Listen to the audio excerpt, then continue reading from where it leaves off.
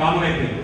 సరే ఇది ప్రజాస్వామ్య దేశం కాబట్టి జర్నలిజం ముసుగులో ఎన్ని బ్లాక్మెయిల్ చేసినా ఎన్ని బూతులు తిట్టినా మనం ప్రభుత్వంలో ఉండి కూడా భరించాం.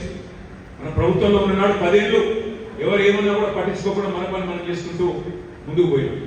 కానీ వాళ్ళ ఆలోచించవలసిన సందర్భం వచ్చింది. ప్రభుత్వంలో ఉన్న రేవంత్ రెడ్డి ఈ 5 నెలలు పూర్తయి 6వ నెలలో అడుగు పెడుతున్నా కూడా ఒక్కటంటే ఒక్క హామీని నిలబెట్టుకోలేదు. సిగ్గు లేకుండా అబద్ధాలు చెప్తా ఉన్నాడు.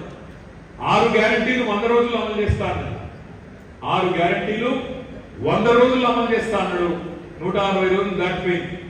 ఒకటే ఒక గ్యారంటీ అమలు చేసిండు. అది కూడా ఏంటి అందులో ఒక గ్యారంటీలో ఒక చిన్న ముక్క మహాలక్ష్మి అనే గ్యారంటీలో ఒక 3వ వంతు ముక్క ఫ్రీ బస్సు. ఆ ఫ్రీ బస్సు కథ ఏందో నాకంటే బాగా మీకే ఎక్క. ఆడోళ్ళ జుట్టు పట్టి కొట్టుకుంటాను, మొగోళ్ళు టికెట్లు కొని వాళ్ళు తిట్టుకుంటాను. అట్లాంటి ఆ ఫ్రీ బస్సులో అట్లా నడుస్తాను. ఇంకొక హామీ అని అమలైందా దయచేసి మీరు ఆలోచన చేయండి. ఇక్కడ కూర్చున్న వాళ్ళలో నాకు తెలిసి 99% మంది రైతు బిడ్డలే అయ్యారు. అంతేనా? రైతు బిడ్డలు మీరు ఆలోచన చేయాలి. ఏ ప్రభుత్వం అయితే 100 రోజుల్లో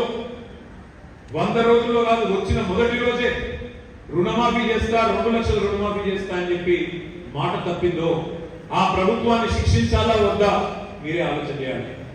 కేసీఆర్ ఉన్నప్పుడు 10,000 ఇస్తుండు, నేను వస్తే 15,000 ఇస్తా. కేసీఆర్ రైతు బంధు అంటుండు, నేను రైతుకు భరోసానైతా అని మాట చెప్పినోడు మరి నాట్లేసినాడు రైతు బంధు ఇయ్యలే, కానీ ఓట్లేసే వరకు రైతు బంధు చేసే ప్రయత్నం చేసింది. రైతు భరోసా దిక్కేలేదు. రైతు భరోసా అంటే ఏంది? 10,000 కాదు 15,000 ఇవ్వాలి.